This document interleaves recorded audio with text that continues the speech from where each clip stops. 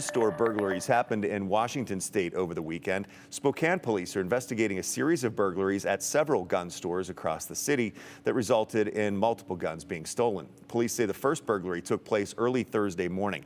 Then the same store was hit again Friday morning at 3. Just minutes later, another gun store was targeted. Our sister station spoke with the owner of an indoor shooting range. He said the impact to those stores is greater now than ever. It's really unfortunate that Spokane businesses can't lock their doors at night and go home to their families without having extra concerns that their business is going to be vandalized or broken into. And so now this has happened across the city in a lot of industries, but now it seems pretty obvious that the firearms industry is being targeted.